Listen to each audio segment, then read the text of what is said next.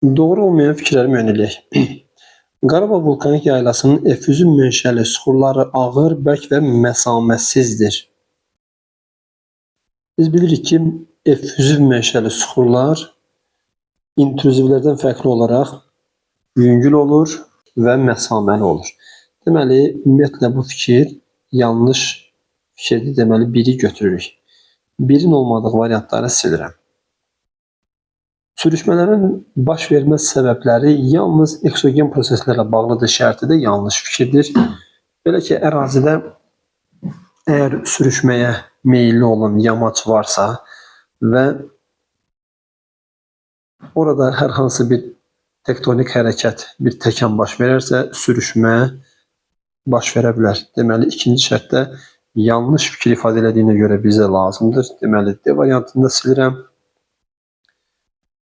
Ölkədə baş verə biləcək iqtisadi böhran ümumdaxili məhsulda payı olan xarici şirkətlərə təsir edir. Təbii ki, ümumdaxili məhsulda payı olan xarici şirkətlər, yəni ölkə daxilindəki xarici şirkətlər ölkədə baş verə biləcək böhrandan öz paylarını alarlar və hətta o şirkətlərin ölkədən getməsinə belə səbəb ola bilər. Əgər bir böhran varsa, deməli, işlər çətindir. Üçüncü şərtin doğru fikir ifadə edildiyinə görə götürmürük. Radial model əhalinin nəqliyyat yollarının kəsişdiyi yerlərdə əsasən dairəvi formada məskunlaşma modelidir, şərti doğrudur. Biz bildik ki, 3 cür məskunlaşma modeli var. Radialdır, xəttidir, bir də sahil zonasıdır. Radial model üçün verilən buradakı fikir doğru fikirdir. 4 bizə lazım deyil. Rekreasiya və təbii coğrafiya. Rekreasiya və tibbi coğrafiya, fiziki coğrafiyanın yeni sahəsidir. Şərti yanlışdır. Fiziki yox, iqtisadi olmalıydı. Deməli, artıq cavab çıxdı. Üzvü sintez kimyası, karbohidrogen xammalı və yarım fabrikat istehsal edilir şərti də doğru fikir ifadə edilir deyə bizə lazım deyil. Doğru olmayan fikirləri müəyyən edək. Şimal yarımkürəsində iyul və yanvar izoterimləri cənub yarımkürəsinə nisbətən yerlərini daha kəskin dəyişirlər. Bu doğru fikirdir. Belə ki, şimal yarımkürəsində quru səthi daha çoxdur və quru səthi çox olanda izoterimlərin yer dəyişməsi daha kəskin nəzərə çarpır su səthinə nisbətən. Deməli, birinci şərt doğru fikir ifadə edildiyinə görə bizə lazım deyil. C və D variantlarını silmək olar. Transkresiya mərhələsində, yəni dəniz mərhələsində səth örtüyünün əks etdirmə qabiliyyəti artmışdır şərti yanlış fikirdir. Çünki su çox olanda əks etdirmə az olur. İkinci şərt bizə lazımdır. Deməli, A variantında silmək olar. Təkləməkan səhrasının yerləşdiyi ərazinin mütləq hündürlüyü Liviya səhrasının yerləşdiyi ərazinin mütləq hündürlüyündən daha çoxdur. Avrasiyanın fiziki xəritəsinə diqqət etsək, görərik ki, Təkləməkan səhrası Tianşan və Kunlun dağları arasında yerləşir və qəhvəyi rənglə verilib. Amma Liviya səhrası Misir ərazisindədir və yaşıl rənglə verilib. Deməli, üçüncü şərt doğru fikir ifadə edildiyinə görə bizə lazım deyil. B variantını da silirəm. Qaldı yalnızca Y variantı. Miqyasları eyni olan xəritələrdə həqiqi sahəsi daha böyük olan coğrafi obyektlərin generalizasiyası daha böyük olsa da, xəritədə daha kiçik ərazi tutar şərti yanlışdır. Generalizasiya böyük olsa belə, əgər miqyaslar eynidirsə, böyük ərazi xəritədə böyük yer görsə də böyük görünər, kiçik ərazi kiçik görünər. Deməli, dördüncü şərt də yanlışdır, bizə lazımdır. Dağ yamaçlarında müvəqqəti su axınları vasitəsilə gətirilən və dağın ətəyi boyunca toplanan çöküntülər prolüvi adlanır. Prolüvial çöküntülər müvəqqəti axarlı suların, yəni sellərin əmələ gətirdiyi çöküntülərdir. Bunu bilirik. Deməli, 5-ci şərt doğrudur və bizə lazım deyil. Qış aylarında Azərbaycana tropik hava kütlələri müşahidə oluna bilməz şərti yanlışdır. Dərslikdə də var ki, yay aylarında Azərbaycana daxil olan tropik hava kütlələri havanın həddən artıq isti və quru olmasına, qış aylarında daxil olması isə havanın mülayim keçməsinə səbəb olur. 6-cı şərtdə yanlış fikir ifadə edildiyiyə görə bizə lazımdır. Cavab Y variantı. Xəritə sxemə əsasən mütləq qiymətləri bərabər olan nöqtələri birləşdirən qapalı əyri xətlər adlanır. Hal-hazırda görürük ki, burada rəqəmlər həm quru, həm də su üzərində verilib. Quru üzərində verildiğine görə biz izobat deyə bilmirik. A variantını silirik. Suda izobat olmalıydı. Ona görə də izohips deyə bilmirik. Təzyiq 760-dan çox olmaz deyə izobarda deyə bilmirik. Yağıntı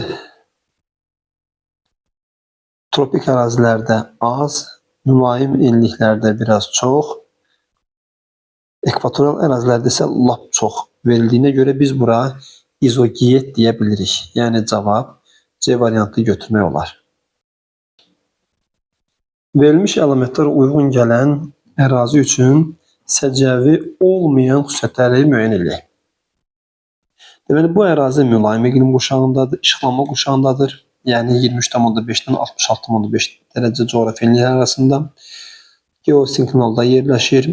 Qalxan hava kütlələri üstünlük təşkil edir və okean sahilinə yaxındır.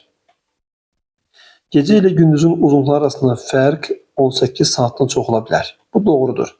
Madəm mülayim işıqlanma qurşağındadır və mülayim işıqlanma qurşağının şimal sərhəddi qütb dairəsidir.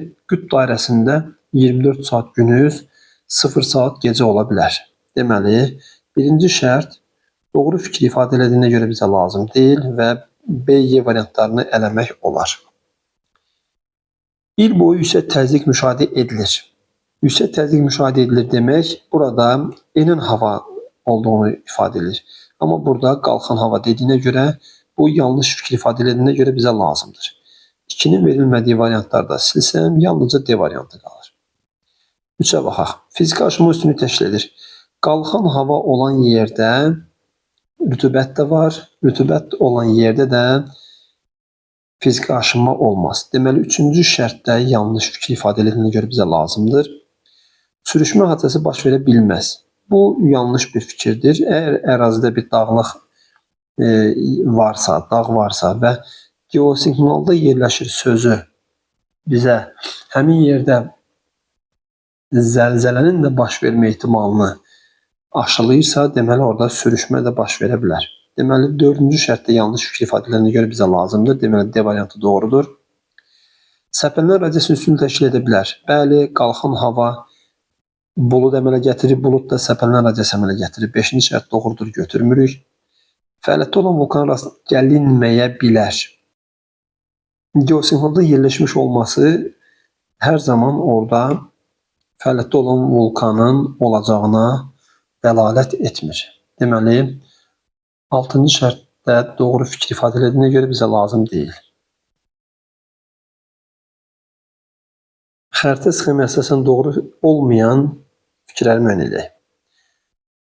Birinci məntəqədə formalaşan çayların qida mənbəyində qar suları üstünlük təşkil edir. Birinci məntəqə vulkan xəyalıdadır və burada qar suları üstünlük təşkil etmir. Bizə də düzgün olmayan fikirlər ifadə istədiyinə görə birinci şərt bizə lazımdır. Birinci şərtin verilmədiyi D və Y variantlarını silirəm.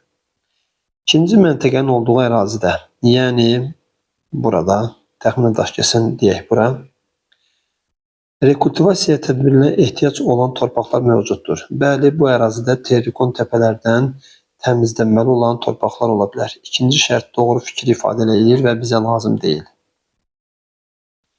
Üçüncü məntəqənin olduğu ərazidə, yəni Araz boyu düzənlik deyək buna, mütləq hündürlük 3000 metrdən azdır. Bəli, burada ən hündür yer Qarabağ silsiləsinin ən hündür yerini belə götürəsi olsaq, 2725 böyük kirs, bu hissəsi tamamilə demək olar ki, 3000 metrdən azdır. Üçüncü şərtdə doğru fikir ifadə elədiyinə görə bizə lazım deyil. Dördüncü məntəqənin yerləşdiyi inzibati rayonda, Yəni burada söhbət Zaqataladan, Balakəndən gedir. Filiz faydalı, mənşəli faydalı qazına rast gəlinmir. Biz bilirik ki, burada polimetal yataqlar var və filiz mənşəli faydalı qalıtıdır. Yanlış fikir ifadə edildiyinə görə götürürük. 5-ci məntəqənin yerləşdiyi ərazidə, yəni Qusar mahalle düzənliyində Yura və Tabaşı çökünləri mövcuddur. Şərti yanlış fikirdir. Bura əsasən antropogendir. Yura və Tabaşı isə Böyük və Kiçik Qafqaz alan yüksək dağlıq ərazilərindədir. 5-ci fikir də bizə lazımdırsa, deməli A variantında silmək olar. 6-cı məntəqədə, yəni burada 6-cı məntəqə Saatlı rayonuna düşür. Buxarlanma ilə buxarlanma qabiliyyəti arasında fərq çoxdur. Yəni bu ərazi quraqlıq ərazidir. Şərti doğru fikir ifadə edir. Cavab B variantı. 16-cı suala baxaq. Bakı-Tbilisi dəmir yol xətti hansı inzibati rayonlarda Kür çayı ilə kəsişir? Azərbaycanın siyasi xəritəsinə baxsaq görərik ki, Bakı-Tbilisi dəmir yol xətti yalnızca Yevlax və Ağstafa rayonlarında Kür çayı ilə kəsişir. Verilmiş yarımadaların ən azı birinə aid olan düzgün fikirlər müəyyən edilir. Jutlandiya, Labrador, Koreya, Kola və Florida yarımadalarına aid olan ən azı birinə aid olan düzgün fikri axtaracağıq. Ərazisi alt qırışıqlığında formalaşıb. Burada verilən yarımadaların heç birinin ərazisi alt qırışıqlığında formalaşmayıb. Deməli, birinci şərti silə bilərik. Birinci şərtin verildiyi variantları silirəm.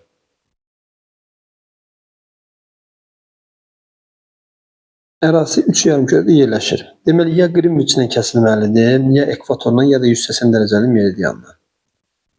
Burada verilən yarımadaların heç biri adını çəkdiyim xəttlərin hər hansı biri ilə kəsilmir. İkinci şərtdə yanlış fikir ifadə edir. Filiz mənşəli faydalı qazına rast gəlinir.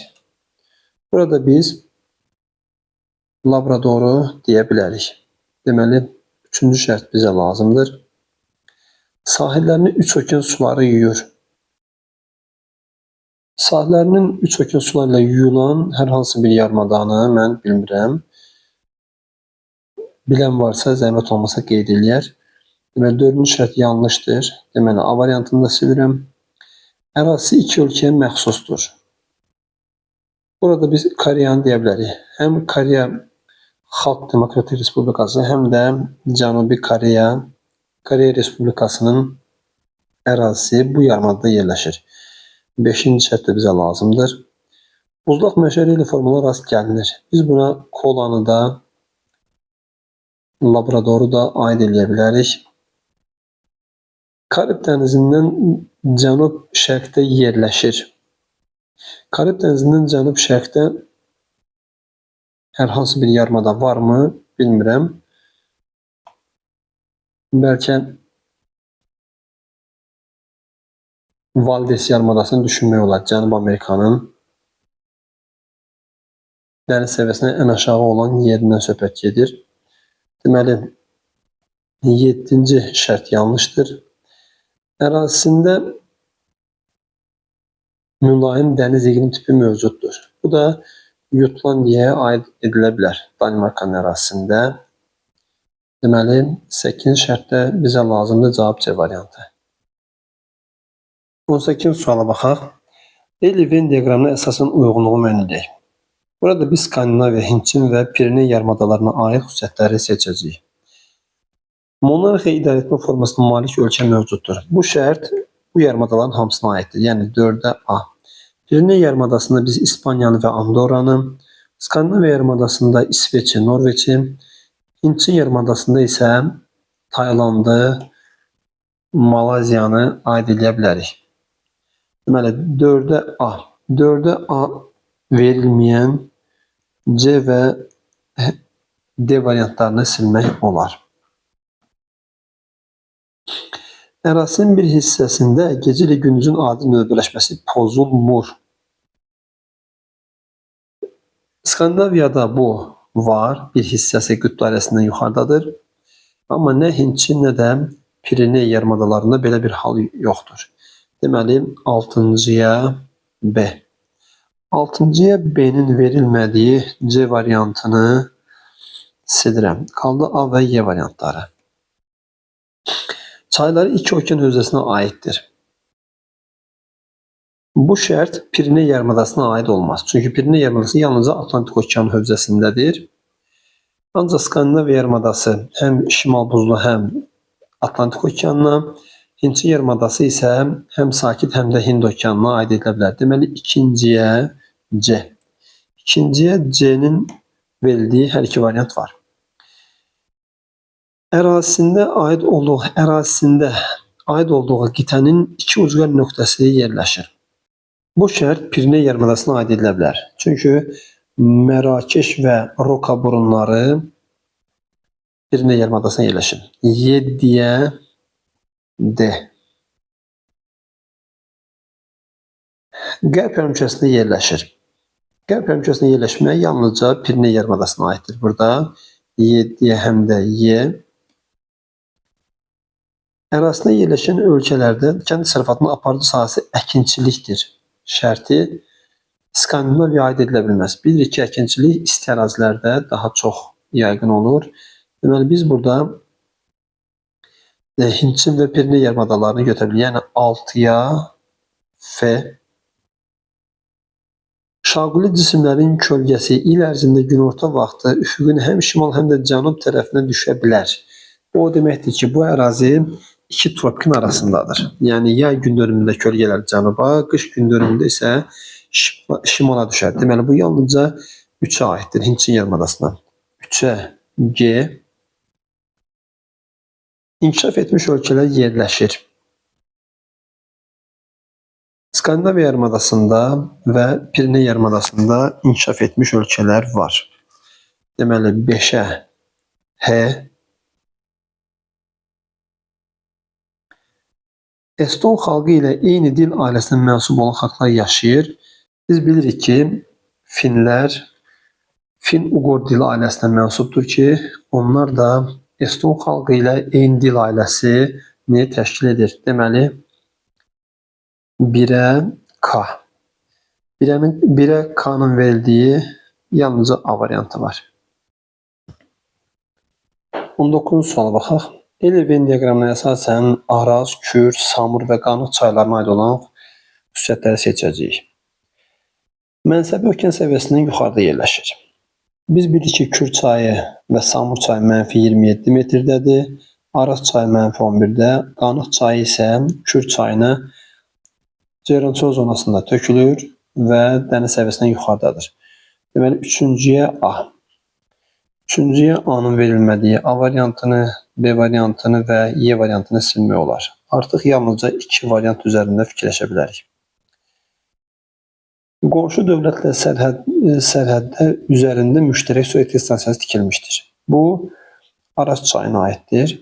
Deməli, 7-yə B. 7-yə B-nin verilmədiyi C variantında silsəm, sadəcə D variantı qalır. Artıq bunu variantlarla yazaq. 1-ə K. Yəni, 3 dənə çaya, Araza, Kürə və Qanığa aid olan K xüsusiyyəti. Mənsəbinin yerləşdiyi tektonik zonada qışı quraq keçən mülayim isti iqlim yarımtipi formalaşmışdır. Bəli, Kür-Araz, Kür çökəkliyi tektonik zonasında qışı mülayim keçən yarımsərə qurçöl iqlimi var. 1-ə K. Sonra 2-yə Y görsənir. 2 nədir? Kürlə Qanığın müştərəyidir və ölkəmizin ən böyük su anbarını, yəni Mingəçevir su anbarının lillənməsində iştirak edirlər. 2-yə Y. 3-ə A. 3-ə A-nı qeyd eləmişdik. 4-ə C. Əsas çayın qolu hesab edilir. 4. Araz Kürün, Qanıq da Kürün qoludur. Deməli, 4-ə C. 5-ə D fikirləşək. Yəni, yalnızca Kürə aid olan bir xüsusiyyət gəlir. 3 ölkənin arasından axır. Bəli, Türkiyə, Gürcüstan və Azərbaycan arasından. 5-ə D. 6-ya F. Mənbəyinin yerləşdiyi ölkənin çayları iki okean hövzəsinə aiddir. 6-ya. Görürük ki, 6 burada Kürlə Arazın ortağıdır və Türkiyədən başlayırlar. Türkiyənin çayları da Atlantik və Hind okeanına aiddir. Deməli 6-ya F, 7-yə B, bayaq qeyd eləmişik onu, 8-ə H. Yəni 8 Samur çayı ilə Araz çayının ortağıdır. Üzərində sərhəd keçid məntəqəsi fəaliyyət göstərir. Arazda Türkiyənin Azərbaycan arasında, Samurda Rusiyanın Azərbaycan arasında. 8-ə H və mənsəbi dünyanın ən böyük qapalı su hövzəsidir deyəndə söhbət Kür və Samurdan gedir. Deməli 9-a G. Cavab D variantı. 20-ci suala baxaq. Doğru fikirləri müəyyən edək. Yeni Qvineya adası yerləşdiyi yarımkürənin ən böyük adasıdır və ərazisi iki ölkəyə məxsusdur. Şərti doğru fikirdir. Yeni Qvineya cənub və şərq yarımkürələrində yerləşir və bu yarımkürənin ən böyük adasıdır. Ərazisinin bir hissəsi İndoneziyanın, bir hissəsi Papua Yeni Qvineyanın ərazisindədir. Deməli, birinci şərt doğrudur. Birinci şərtin verilmədiyi variantları silirəm. Tibet dağlıq yaylası mövzu qırışıqlığına yaranıb və qar xəttinin yuxarıda yerləşən hissələri mövcud deyil. Şərti yanlışdır.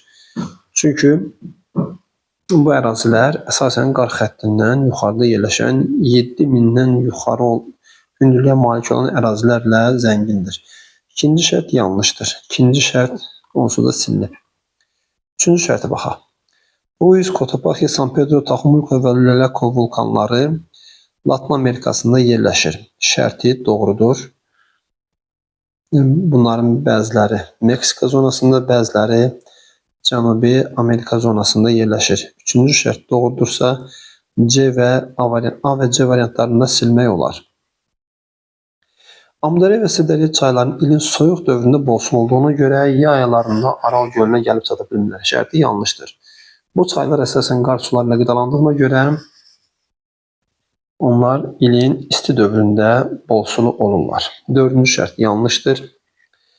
Daxili dənizlərdə qabarma dalğasının hündürlüyü kiçik olur. Şərti doğrudur. Bilirik ki, daxili dənizlər okeana boğaz vasitəsilə birləşir və bu da qabarma çəkilmənin nisbətən təsirini azaldır. Beşinci şərt də doğrudur. Azor adaları mütəsvir havalarının konvergent deyil, divergent zonasında, orta okean dağ silsiləsində formalaşıb. 6-cı şərtdə yanlışdır. Cavab Y variantı.